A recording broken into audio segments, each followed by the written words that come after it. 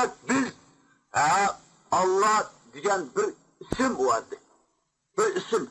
Enin musamması, enin atalgısı boğan zat şeyi alemde var nesi o. Değil mi? O şimdi enin kisme etkiyen Allah da biz enin ibadet kıvatkan, biz enin reis azayımızı koyuvatımız. Bizning pişan ali azayımız bizning reis aza. Bütün organımızın idare kılıvatkan merkez komitet koyu.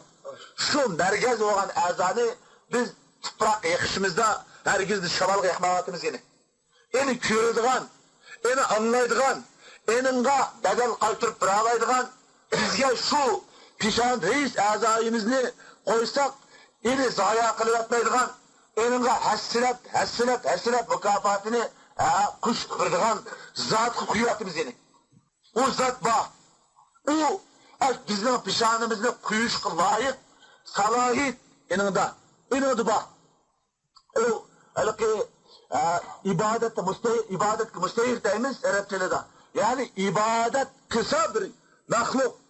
Şu ibadet kılınğıcı olan kişide şu ibadetini kılınğıcılık sıfat tepiriş lazım. Eninde şunda hususiyet, şunda artıkçılık, eninde buluş lazım. Yani o unutup kalmaslığı, o ibadetin zayi kılıp atmaslığı, o mahluklarının kıygan ibadetiye mukafat bir vaxtıda ikinci bir küt eninde dakıl tariz yetkizemezliği.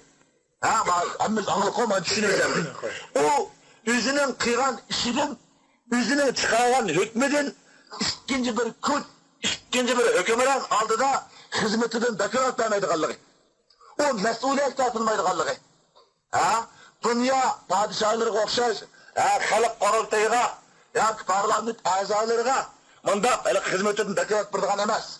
Tekim eniğrak beytkanda. O ağırıp kalmaydıgan, o çürümeydigan, o hamaydigan, o uxrap kalmaydigan, o unutulup kalmaydigan, o zaya kılıp atmaydigan.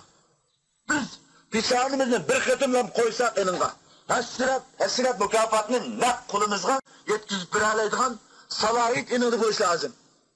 Eğer o ikinci bir güç aldıda, ikinci bir hükümran aldıda, üzünün kıygan hizmetidin, üzünün kıygan buyruğudun, yürgizgen siyasetidin, o mesuliyet tatılıdığın, o eninga hizmetidin dakılat bırıdığın, bunda şey yok kalsa o Kuda emas.